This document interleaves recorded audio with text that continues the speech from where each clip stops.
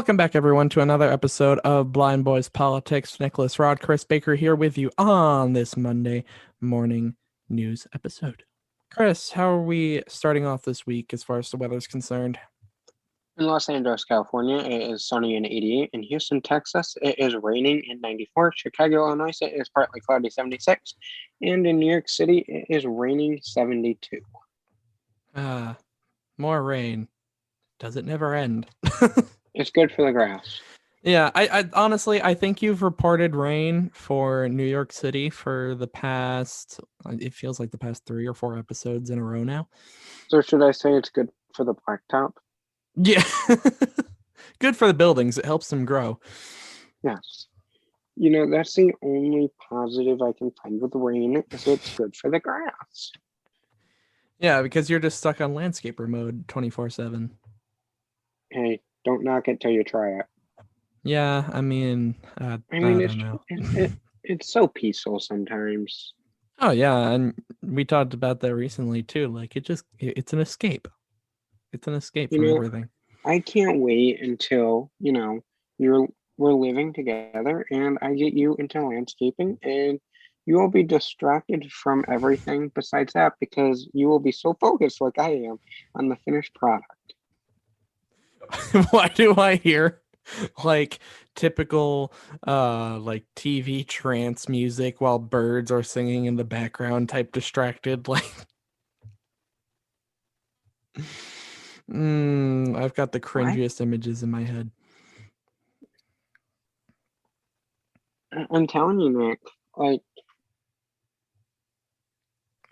I hope that we can buy a house and it has like when I buy a house someday, I hope I can just make you come to my house and help me renovate the yard because most people talk about prices, square footage. I'll say I want the house with the crappiest yard. Real estate agent goes, why? I'll tell him because I need Nick to experience the landscaper effect.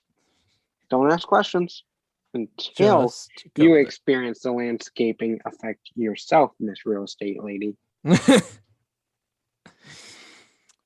No, but beyond that, it's Monday, Chris, yet again, and it's a kind of special Monday, at least for me. I can't remember for you, but today, the day that this episode is released, marks the second to last day of classes for me for my high school career. Well, congratulations.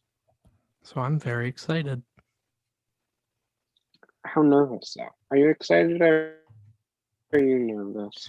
I am definitely a combination of both. And people have been asking me recently, like, are you ready to graduate? Are you ready to be done? And my answer to that is yes and no. Like, it's very exciting for sure. I think it's one of those things where it's just like, you've been so used to it and you've made, or at least in many people's cases, you've made a lot of memories throughout your high school career that it's almost like weird, the thought of stepping out of that and stepping into like a whole kind of different freedom. And it's very nerve-wracking, but very exciting. I'm not scared for the last day. Like, I'm not scared for that. As corny as it may sound, I'm more scared for graduation itself. Yeah. Because it's like this big production, and with my luck, I'll screw it up. I know exactly what you mean. But I think my last day of in-person is Tuesday. So I think Tuesday, when I say goodbyes to the teachers that I've had for 4 years, I think I might get a little teary-eyed. I'm not going to lie. Yeah, I don't blame you. Because I know we're not supposed to because of COVID, but I'm sure a few of them, I will be giving a hug to them because, I mean, you always say you're going to see each other again, but like, are you really going to see each other again? Right. How often is that actually going to happen? Yeah, you might run into each other in the grocery store and, hi, how are you? Yeah, and then have a good day. Yeah, like. Or, so what have you been up to? Have you graduated college yet? Oh yeah, I graduated 4 years ago and I have a kid now. Yeah. See you later. I gotta go. Exactly. Yeah, it's But definitely going to be tough. And my lesson, my last actual day is also Tuesday, and I'm contemplating whether I want to actually go into the building for classes that day, just so I can have that one last in-person experience. But I'm not sure yet. well, nevertheless, we have an update on this week's Talk of the Talk. Yeah. Last Monday we talked about cicada cookies, and I was not kidding. I bought the cicadas, put them in the cookies, Oh, and Nick yeah. tried them. So before we get into the discussion of that, here is the audio of that. Okay, Nick, I'm presenting you with 2 cookies. Okay. The first one you're going to eat is A. The next one you're going to have B. Tell me which one you think the secret ingredient is. Okay. Which one's, does it matter which is A, which one's B, or? That one right there is A. Okay.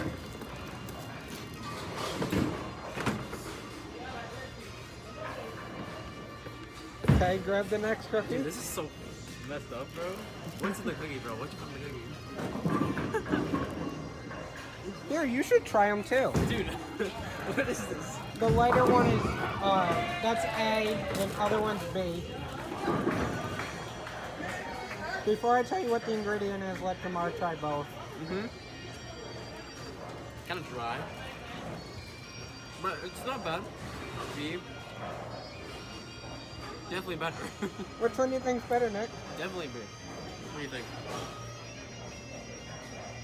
I think it's B, and I think it's the one that's in. Which one is the one you're holding is B? Yeah. Okay, so B is the one with the secret ingredient. I figured. I think I found it too. Yo, it's really good. Holy crap. Should we let him finish the cookie before we tell him? Probably.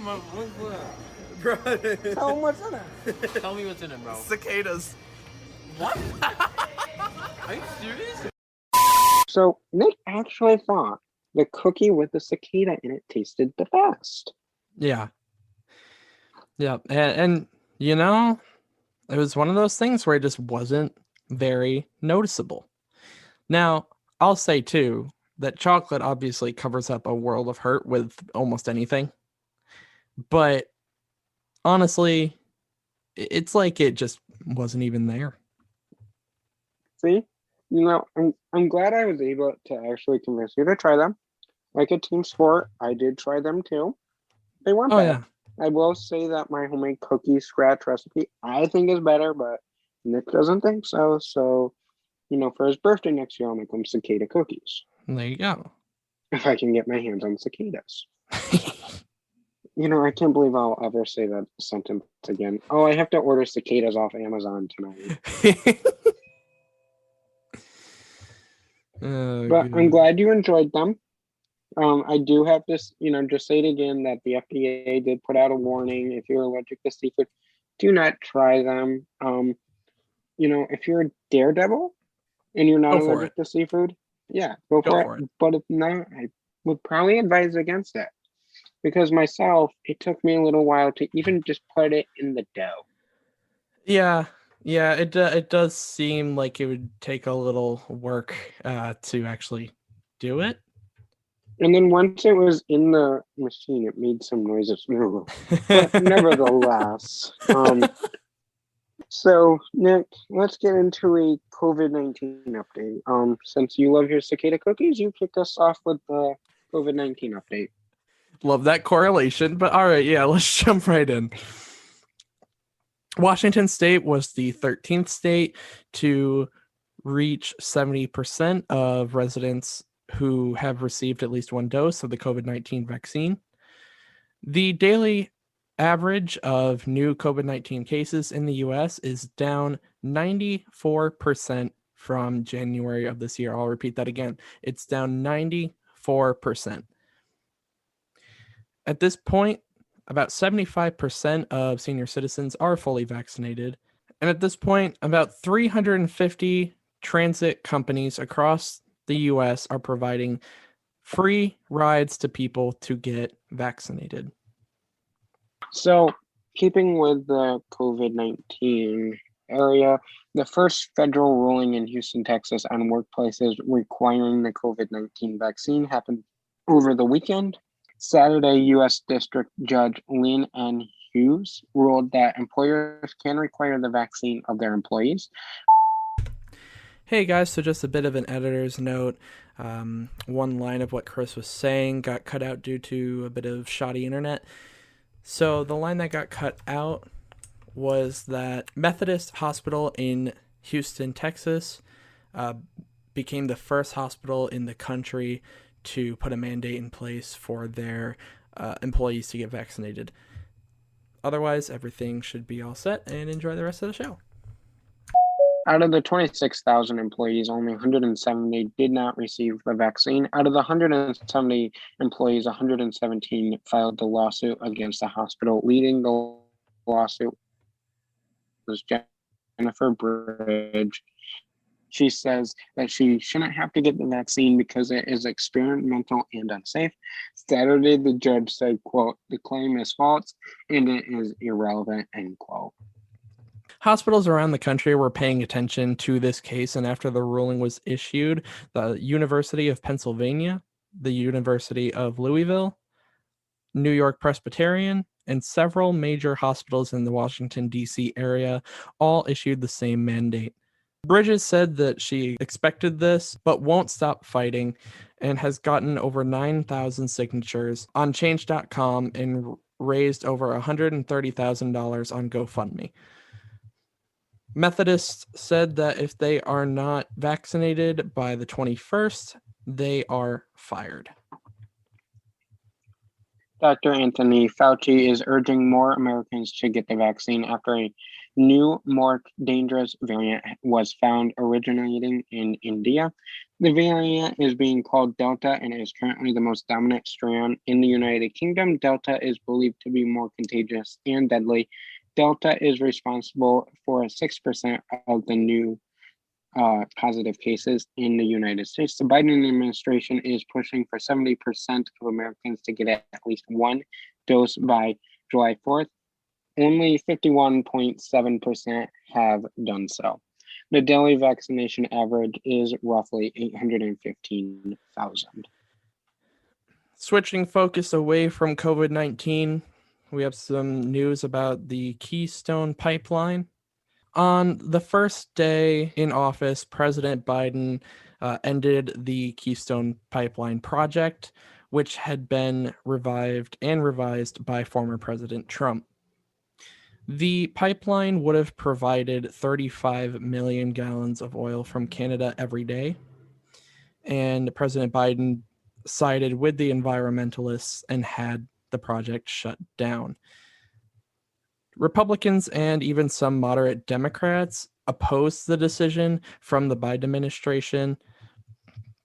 The Republicans are saying that it has killed thousands of well-paying jobs by ending the pipeline. And since the decision, there have been 23 lawsuits filed. Since the pipeline was originally constructed in 2008, it has cost $9 billion in construction over the years.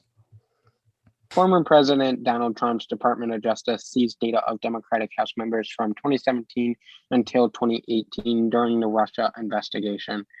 They seized the information from Eric Swalwell and Adam Schiff, and Schiff was actually often targeted at former President Trump's rallies.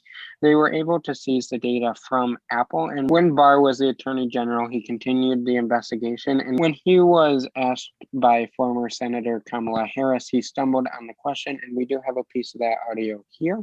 I wouldn't. Yes or no? Could you repeat that question? I don't know. I wouldn't say suggest. Hinted. I don't know. The current investigation is investigating if former President Trump used the DOJ for personal gains, and Democrats want William Barr and Jeff Sessions to testify on Capitol Hill. Well, moving right along, we have some news about scams in the year of 2020. About $227 million have been stolen from Americans from Publishing Clearinghouse, allegedly, anyway, according to the Better Business Bureau. This is a 33% increase from 2019. The prizes are typically high-end cars like BMWs or Mercedes, or money prizes of $2.5 million or higher. According to the Better Business Bureau, the number of complaints they've received are actually down.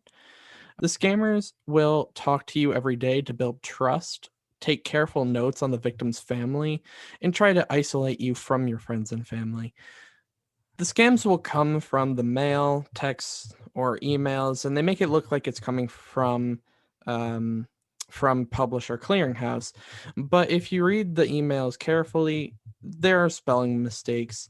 And the Better Business Bureau says that if you fall victim to any of these scams, to notify police immediately. With that, let's get into some rapid news. President Biden's first G7 meeting wrapped over the weekend. And for the takeaways and the key moments, look for tomorrow's article. And now he is going to the NEO summit today. And there was a mass shooting in Austin, Texas over the weekend, which left one person dead. Now, I made a mistake before we get into good news. I said the infrastructure, the bipartisan infrastructure proposal that came out Friday, I would have an article about it Saturday. I made a whoopsies.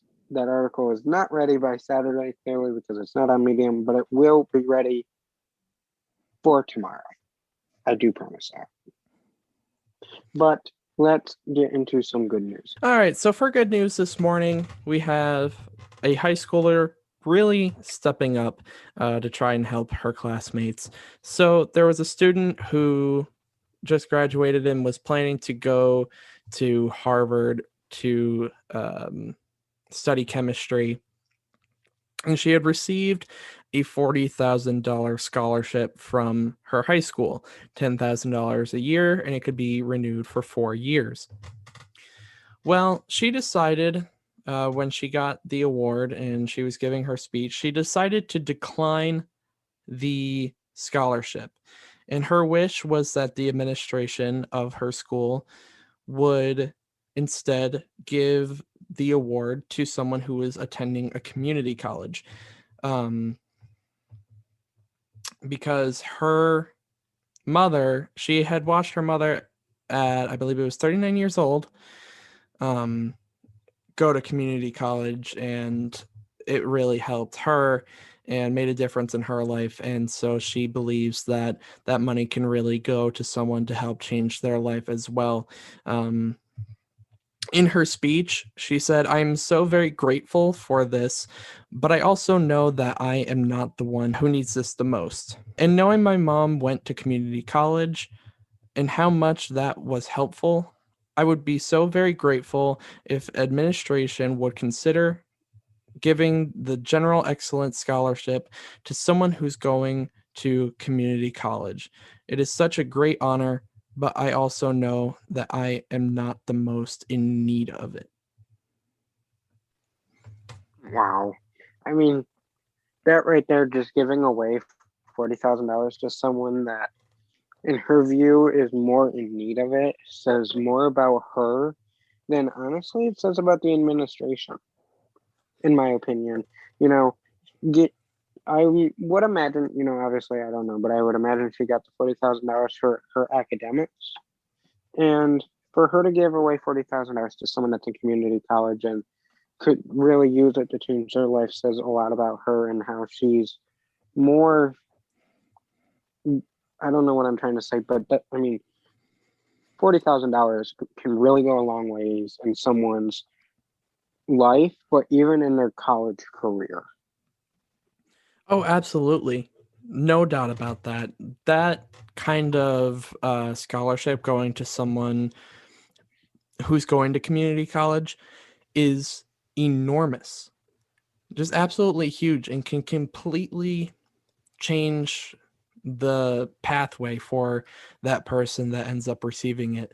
And it really shows the heart that she had to give up that scholarship, and the kindness that she possesses, and the willingness to then endure a bit more, quite possibly a bit more hardship to find the money herself to pay for Harvard.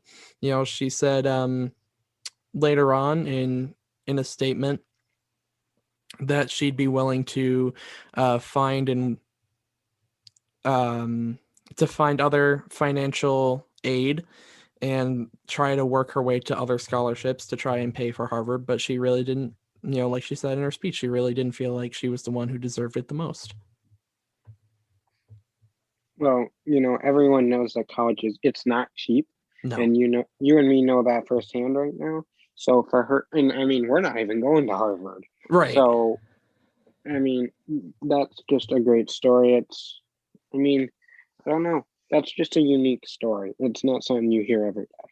It's wonderful to see because, it's, in my opinion, it's great to see people at her age, probably around the age of 18, we'll say, really stepping up like that and showing that kind of kindness, maturity, and just so many amazing qualities.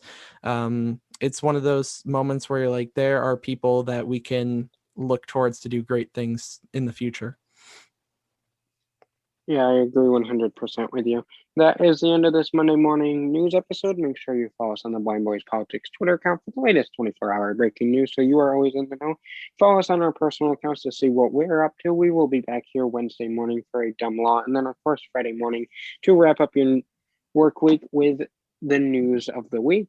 But until Wednesday morning, have a great start to your week, everyone. Bye. Bye, guys.